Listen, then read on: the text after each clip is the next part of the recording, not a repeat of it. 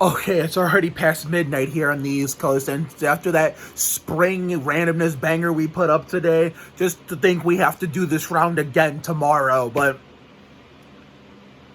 before we move on to tomorrow, we have a lot of stuff to talk about with the Larry Foyt, Mikey Waltrip, and Booty Biffle installments of A Million Little Things. This will be like a takeaways video. So, what were some major events that happened? First of all, Catherine looking out for Eddie, still looking out for Eddie, even though they're not together no more. And Catherine is with Greta now. So, kind of like how my mom and dad still look out for each other, even though they're no longer married, a story I'll never get into on social media. Just like, just because, a married couple is no longer together doesn't mean they stop caring, for each other or like their child, That's the thing, Just because you're even if you're together, if just because you're mad at each other, it doesn't mean you stop caring. Like, if Haley and I somehow get this shit together next Thursday at the bowling alley, even on days when if we were to be mad at each other in the future after that, I wouldn't stop caring, or any girl in general. Like, for example, if we were sitting on the bench outside in sunny summer weather, we were pissed at each other, and I had an umbrella just with me in case it started raining. All of a sudden it rains. I'd hold it to myself, but even if I was mad at whoever girl I date next, I would hold the umbrella up over her head. So maybe I can sacrifice myself to get wet. That way she wouldn't get wet. You know what I'm saying? So that's an example. I also wanted to get this out of the way. Peter is fucking gone. Thank the Lord. Fuck that guy and everything he fucking stands for. Who would have thought that guy would take his own life, or how the fuck he died? Oh my God. I agree with Mendez. Is it wrong to say after what he did to my favorite... DJ Nash said what I have been saying this whole time.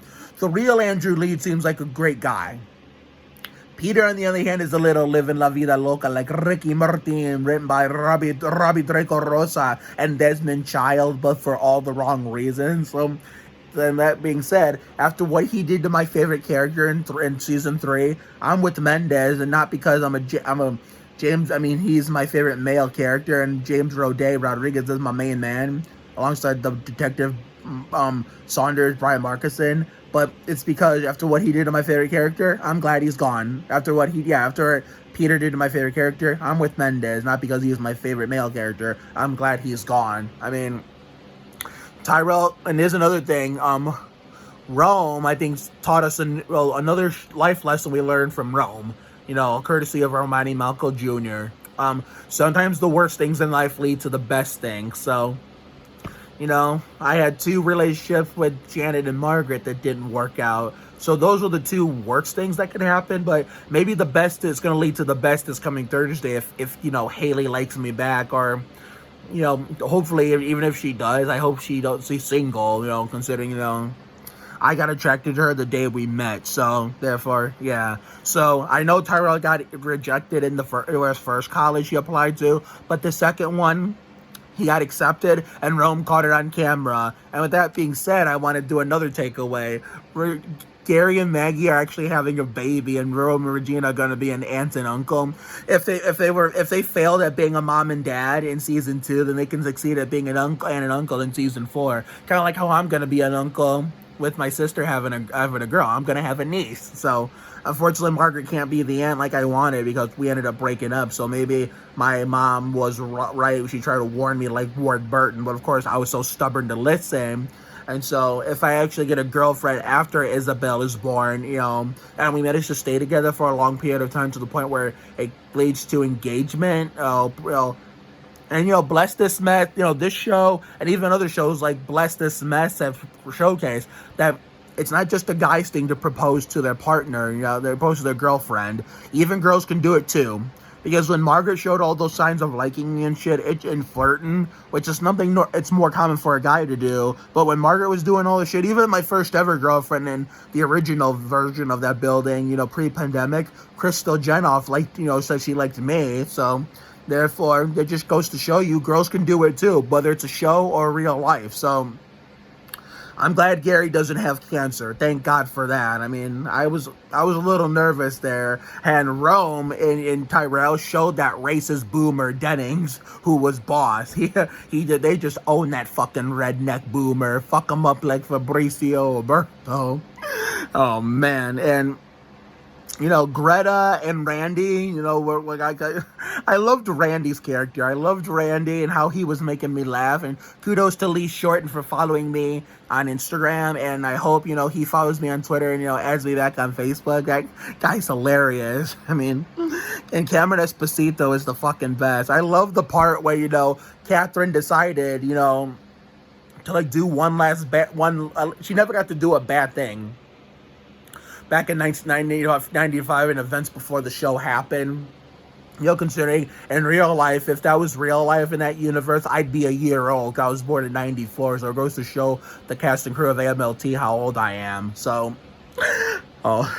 she took the plaque, and I thought they were gonna get busted like Adam fucking Petty when she broke the glass, and they were lucky to get out of there before somebody caught them or found out about it, even if they were long gone and they found out and not know who it was. But my favorite takeaway, out of all, because I'm a Lizzie Green fan and her birthday's a week from today, a week from Sunday, her Jeremy Mayfield 19th birthday. Her and Danny bonded again like it was like season 1 all over again, minus Delilah. I mean, I know Sophia offered Danny after they did the little scavenger hunt to come move in and live with her. And he gave him a bear hug. He gave her a bear hug out of nowhere. And Sophie, I can understand, thought it was a yes. He's like, well, it's a no, but I appreciate it. I'm happy with where I'm at. So I love to see the bond Danny and Sophie had again, like it was season 1 again, like Delilah never left. You know what I'm saying? But Darcy had a kid, I know, but even though, the reason why she's not on there, and they set that storyline up because Floriana Lima booked a full-time NBC show, so best of luck to her. I will be tagging her in this, so that way she knows that she has my full-on support on NBC, even though I'm not much of an NBC fan unless NASCAR's on there. And I barely remember watching the NBA and NBC, not just pre-Lenore, but even, pre-Mexico, because post-Mexico, NBC was gone. We went from NBC to ABC and the Stupido Pendejo Network, ESPN. And, what was that guy's name that was in the hospital with Mendez when he thought he was Cam, and, he tried to pretend, he didn't want to, spill the beans, say, I'm not Cam. Maggie told him to, not lie, but fib to him. But what was that guy's name? I know his actor's name was Dan Bakansky.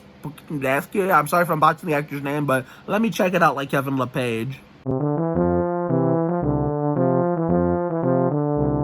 Duh, his name was Harrison, the hospital bed scene where, Gary told him, let me have Return to the TV. You're going to have this all to yourself when I'm out of here in a little while.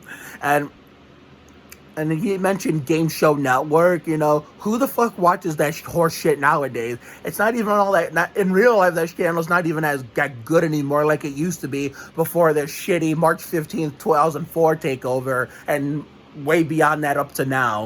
GSN was way better in the 1994 to 2003, and in my time, watching it 2000 to 2003. I mean, back when they played 80s and 90s Wheel of Fortune and Jeopardy and all the older game shows, the original Family Feud before Steve Harvey, Richard Dawson and Ray Combs, who are way better than Steve Harvey. I mean, I didn't like Steve Harvey at first, but once I got used to him and the celebrity version, is like, well, he is a little annoying, but he's not as annoying and obnoxious as I thought he was. But yeah, I just don't like the fact that they turned Richard and Ray's show into like a sexual themed, answer question game where the questions are sexual, like, how Richard and Ray's version had like normal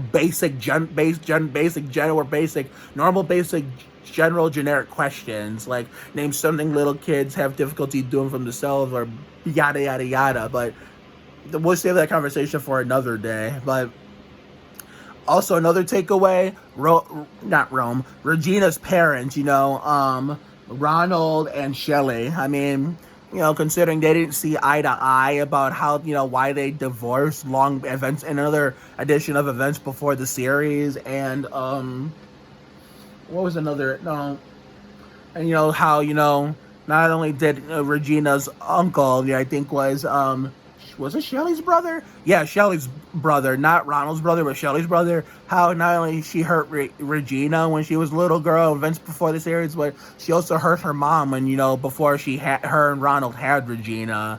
But I'm glad in the Booty Biffle installment they talked out their problems. Like, sometimes in the dramas, it'll take a few episodes, if they're following a storyline episode by episode, for a problem to be talked out. I really hope, and I'm really serious about this, maybe one day when, Maggie and Gary's kid is born, we can actually see, Ronald and Shelley get back together. I'm not holding my breath, but it would be great to see, Regina's parents get remarried again. I mean, that way we can see what their married life was like, before this, before the event, before the show premiered, and the events before the show, and, before we even knew who they were.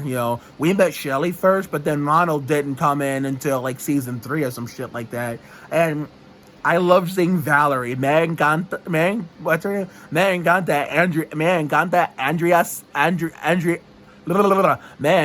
Andrea Navedo. Oh my gosh, she's gonna fucking kill me for that. Almost botching her name. I love Andrea. Me encanta. I mean, I hope that, she knows who Ricky Martin is, considering she's a Latino actress too. And I hope that, Christina and Andrea laugh and joke about their super fan from Instagram and Twitter, Mark Oliveris, and how, he loves Ricky Martin, and, he loves the song Livin' La Vida Loca from 1999, written by Robbie Draco Rosa and Desmond Child. I'm pretty sure Andrea knew of it way before A Million Little Things, and she worked with Gloria Stefan and Mark Anthony. But I'm pretty sure the only reason why Christina Moses knows who Ricky Martin is because of me, and only reason why, she knows this song, because basically every time I record A Million Little Things videos, it's either when I do episode recaps or takeaways, that's all I talk about is Ricky Martin.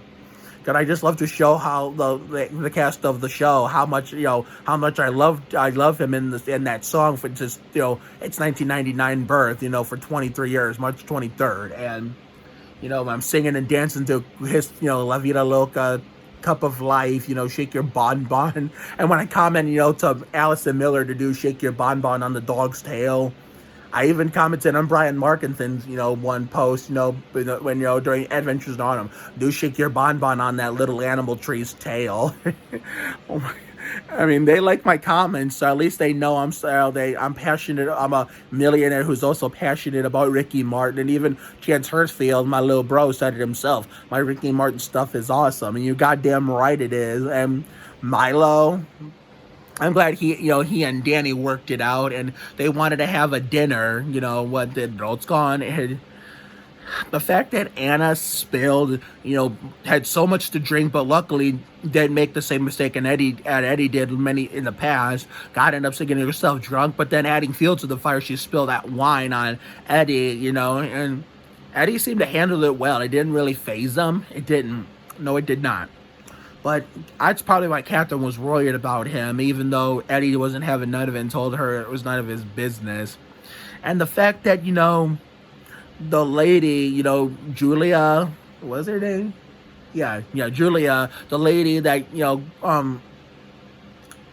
Greta ditched for Catherine, hook up with their former schoolmate, and, she barged in out of nowhere when she was, Catherine tried to surprise her with lunch, and, had a little Jerry Springer in the back, and Catherine awkwardly sat there like, what the fuck am I going to do with this grade A horse shit? I don't think she was thinking it like that, but the look on her face certainly looked like it. I mean, wow. But I'm glad, Julia left it alone and let, Greta be happy with Catherine. I thought there was going to be some bigger blood boiling over than I initially thought, but wow. I mean, this show has come a long way since day one, since I first came along on the day. I wish Ashley Morales, played by Christina Ochoa, was here, but still here. But at the same time, even if she was, we would not have, Veronica Sandoval on Promised Land as, one of my favorite characters, which is what made me a bigger Christina Ochoa fan and made me her number one fan. But